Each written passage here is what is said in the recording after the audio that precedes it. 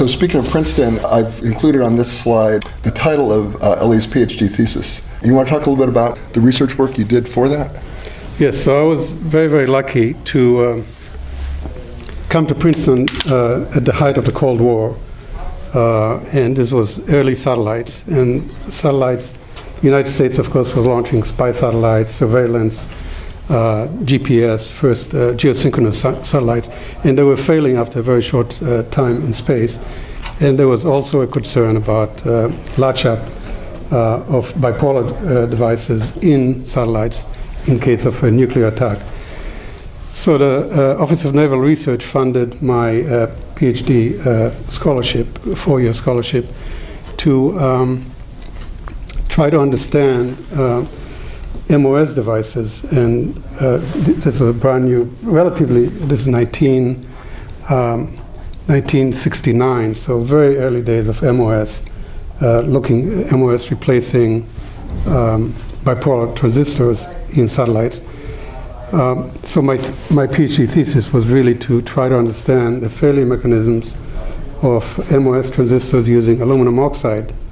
Aluminum oxide in those days was considered the most reliable, rod-hard gate dielectric, but it was unstable.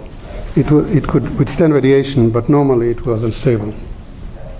So my work, I was working at RCA, with RCA, David Sarnoff Lab. They were making aluminum oxide samples for me, and on a $1 million Office of Naval Research project that they funded RCA. Anyway, the bottom line was that aluminum oxide was not going to make it, and I had the data to show for it. So my PhD thesis, which was supposed to be aluminum oxide, charge trapping effects and conduction in aluminum oxide, my conclusion was that it's not going to work. So I went back to RCA and told my boss there, this is not going to work. We have to stop this project. He says, what are you going to do with the unspent money? I said, give it back to the Navy. And let's work on some other dielectric.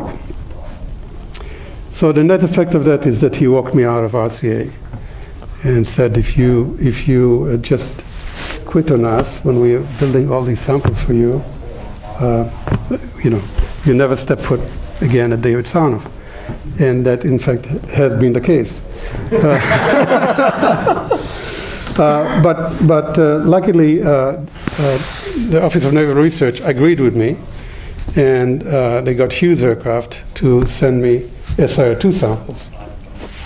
I thought basically my PhD work all over again, this time on SIR-2, but I had a very, very good setup that could, up in my lab, I could actually simulate space radiation effects. I had an X-ray source, and I could measure conduction and trapping and the creation of deep trapezoid in the SIR-2. And SIR-2 did prove to be a very stable dielectric and also a rod hard. So that was, now in the process of doing that research, I really got involved with solid state physics,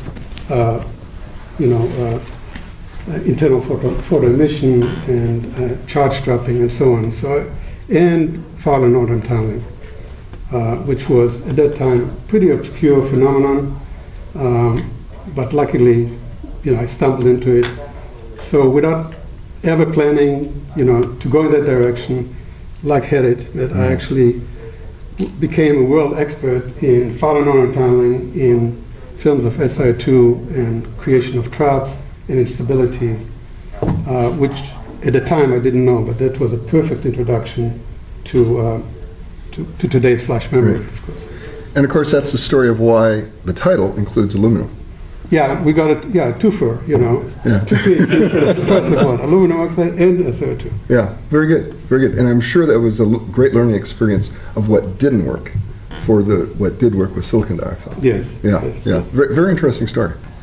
So, very good physics, too. Yeah, very essential physics.